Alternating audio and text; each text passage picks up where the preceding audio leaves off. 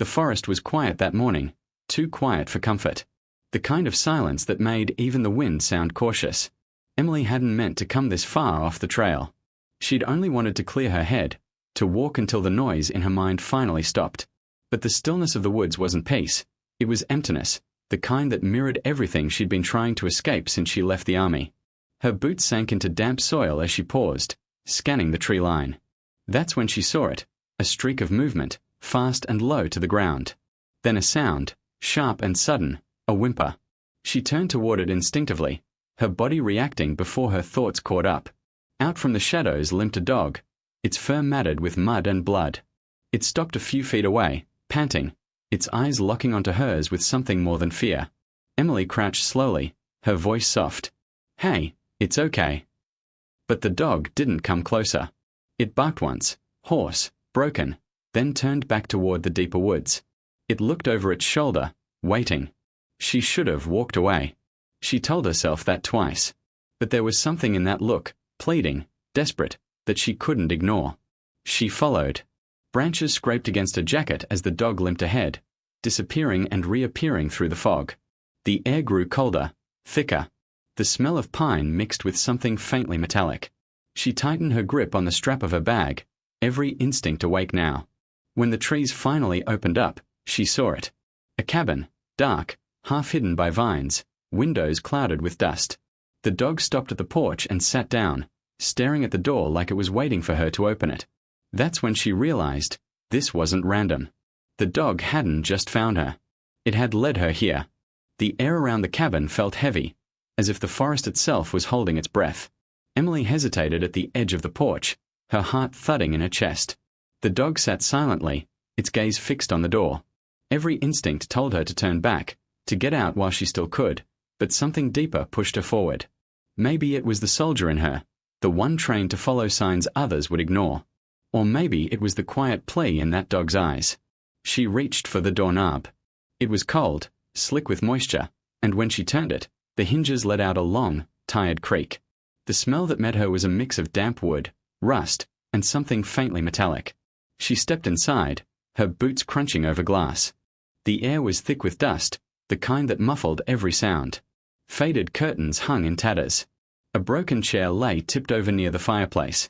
On the far wall, claw marks cut deep into the wood, not from an animal, but from something human. She froze. Her fingers brushed the pocket of her jacket where she kept her flashlight. With a click, the beam cut through the gloom. The cabin came alive in fragments, old photographs on the wall, a rusted kettle on the stove, a calendar stuck on a date from years ago. Then she saw it, a trail of dried blood leading across the floor, vanishing behind a half-open door. The dog whimpered from outside, low and uneasy. Emily's pulse quickened. She stepped closer to the door, pushing it open with her boot. The small back room was almost empty except for a table, a chair, and a few papers scattered across the floor. She bent down, picking one up. It wasn't a letter or a note, it was a map. And on it, she recognized coordinates. Military coordinates. Ones only certain personnel were ever given access to. Her breath caught. She knew these numbers. They pointed to an area she'd been stationed near years ago, a classified zone that had been erased from most records. She looked around again, her flashlight trembling slightly in her hand. This wasn't just an abandoned cabin. Someone had been living here, studying something, maybe even hiding from someone. She moved toward the window, brushing aside a layer of grime. Outside, the forest was still. Too still. She could barely make out the outline of the dog pacing in circles, whining softly. Then, in the glass reflection, she saw something move behind her, a shadow, quick and deliberate. She spun around, flashlight beam cutting through the dark. Nothing. Just empty space.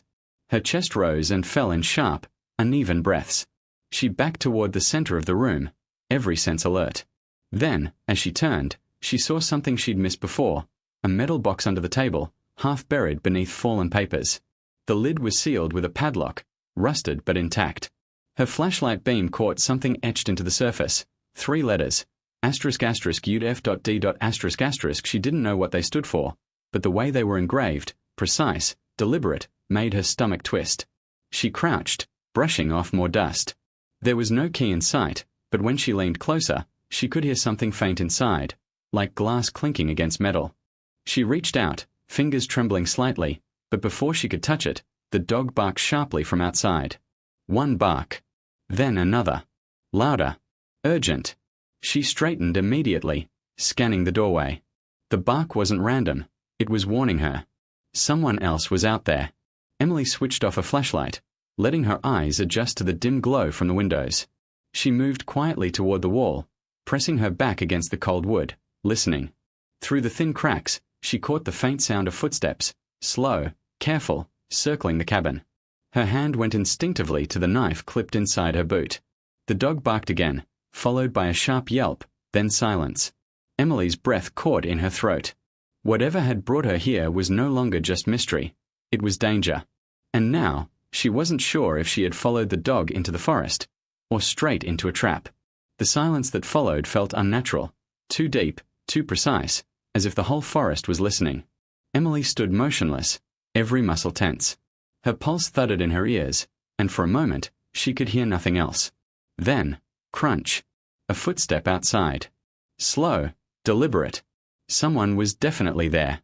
She crouched low, her hand gripping the knife handle tighter. The door creaked softly in the wind, tapping against the frame. Whoever was out there hadn't spoken or moved fast, which meant they weren't lost. They were looking for something, or someone.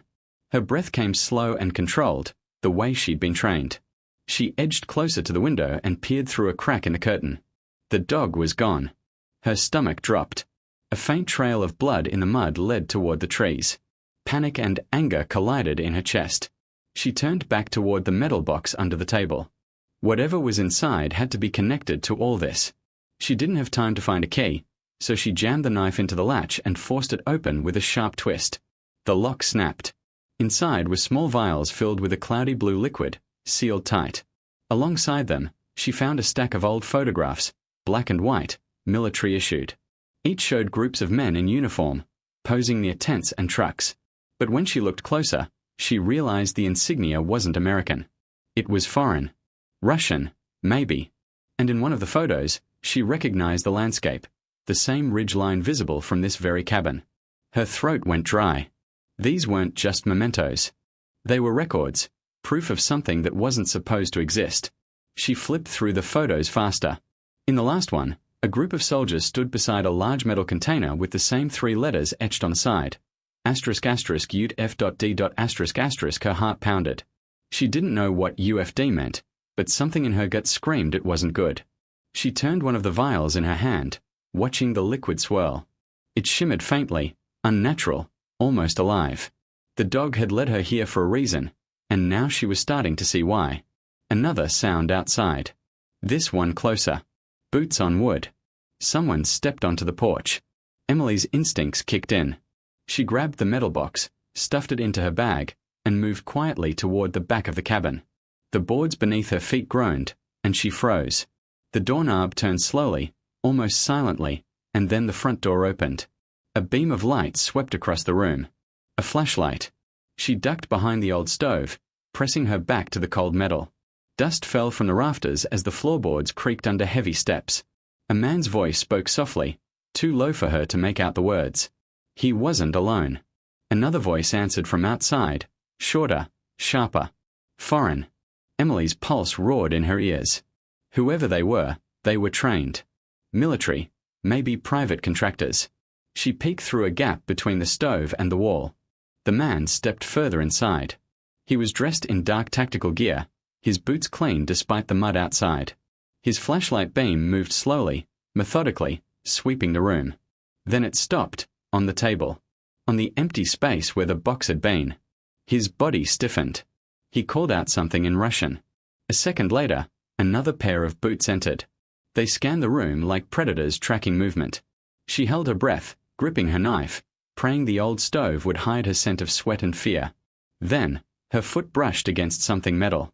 A wrench. It rolled. The faint clink echoed like a gunshot. Both flashlights snapped toward the sound. She bolted. The room exploded with movement. A shout. Heavy boots pounding after her. She dove through the back door, splintering the wood, and hit the ground hard, rolling into the mud. Behind her, Voices shouted in a language she half understood.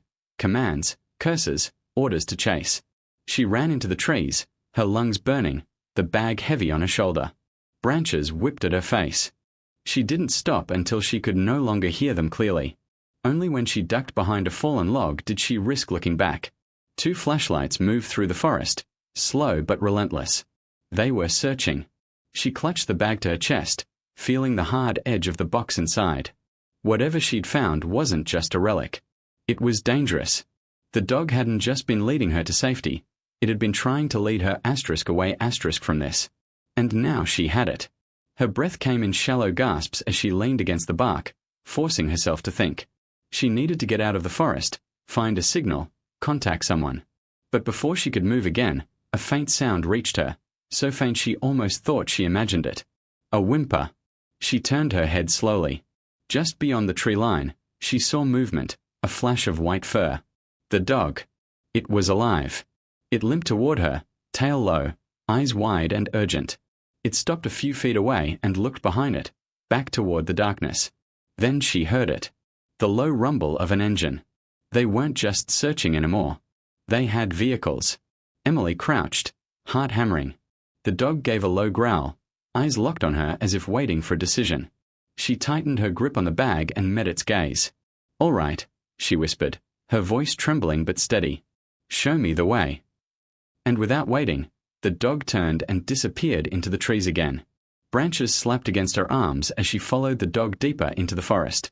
The trees grew denser, their trunks twisting like shadows, and the air turned colder with every step. The forest floor was slick with leaves and mud, and every sound seemed louder than it should have been. Her own breathing, the crunch of her boots, the faint drip of water from somewhere unseen. The dog moved ahead with surprising speed despite its limp, pausing every few feet to glance back as if making sure she was still there. Behind her, engines roared in the distance. The men were spreading out, their flashlights cutting through the fog like blades. She could hear them shouting, their voices echoing through the trees. Russian again. They were hunting her. She crouched low, pressing her back against a fallen log. The dog stopped a few paces ahead, watching her silently. Her pulse pounded in her ears. She tried to think. These woods had to lead somewhere. A road, a stream, a clearing. She adjusted the strap of the bag over her shoulder, the metal box inside shifting slightly. Whatever was in those vials, people were willing to kill for it. And now it was her problem. The dog whined softly, then darted off again, veering left toward a narrow ravine. Emily followed, keeping low, careful not to break twigs underfoot. The ground dipped suddenly, and she slid the last few feet down a slope, landing beside a stream that wound through the trees like a thin silver ribbon. The dog stood across the water, tail flicking nervously. "You better know where you're going," she muttered. She splashed through the stream, the cold biting through her boots. On the other side, the forest began to open up, the trees thinning as the ground rose. The fog was thicker here, swirling around her legs like smoke. Then she saw it, a faint orange flicker ahead. A light. Her heart leapt. Maybe a ranger station. Maybe someone who could help. She picked up her pace, moving quietly, the dog trotting beside her. The closer she got, the more she realized it wasn't a large fire, just a lantern. And next to it, barely visible through the mist, stood a small cabin. It wasn't like the first one. This one looked newer. The roof intact, the windows boarded from the inside, the door reinforced with metal bars. She slowed down, every sense alert. Who would live out here, in the middle of nowhere? The dog stopped a few feet from the porch and growled softly. Emily froze. The growl wasn't fear, it was warning. She reached for her knife, stepping cautiously toward the lantern. That's when she saw it, a fresh set of boot prints in the mud. Larger than hers. Leading straight to the door. Her stomach turned cold. Someone was already inside. The dog's ears perked up, and before she could stop it, it darted toward the door, barking furiously. The sound shattered the quiet of the forest. Emily cursed under her breath and rushed forward, grabbing the dog's collar, but it was too late. The door creaked open from the inside. A man stepped out, holding a rifle. Emily froze, knife still in her hand. The man looked rough, grey stubble, weathered skin, wearing a thick jacket and a cap pulled low over his eyes. He didn't raise the gun, but his voice was firm. "You shouldn't be here." She swallowed hard, trying to steady her breath. I could say the same thing. He eyed the bag slung over her shoulder. You came from the cabin, didn't you? She hesitated. You know about it. His jaw tightened. Everyone who's lived in these woods long enough knows about that place. You shouldn't have gone there. She felt the weight of the metal box pressing against her back. Then maybe you can tell me why there are men out there looking to kill me for it. The man's expression shifted. Fear flickered in his eyes, just for a second. He stepped aside and nodded toward the door. Get in. Now. She followed him inside, the dog close behind. The cabin was dimly lit, but warm. Maps covered one wall, and on the table sat a radio transmitter, half disassembled. He moved quickly, closing the shutters and dousing the lantern. They'll be here soon, he muttered. They always come back when someone stirs up the past. Emily watched him, her voice low. What's in the box? He looked at her sharply. You opened it. Not all the way. He sighed, rubbing his temples. You shouldn't have. Those vials, they're part of something that was buried after the war. Experiments that were never meant to exist. Her pulse quickened. Biological. He nodded grimly. Engineered pathogens. The kind that could wipe out cities if unleashed. The military called it Unified Field Division, UFD. They tried to destroy the samples decades ago, but some were hidden here. The men chasing you aren't soldiers. They're mercenaries sent to recover what's left. She stared at him, her chest tightening. And now they think I have it. He met her eyes. Because you do. A noise outside cut him off. An engine stopping, doors slamming, voices shouting. The man grabbed his rifle and peered through the crack in the shutters. They found us. Emily felt the dog press against her leg, trembling. The man turned to her, his expression hardening. There's a tunnel behind the fireplace. It leads to the ravine. Go now. She shook her head. What about you? He gave a small, tired smile. I've been running long enough. Maybe it's time someone else carried the truth. Before she could argue, the first gunshot shattered the silence, glass exploding across the room.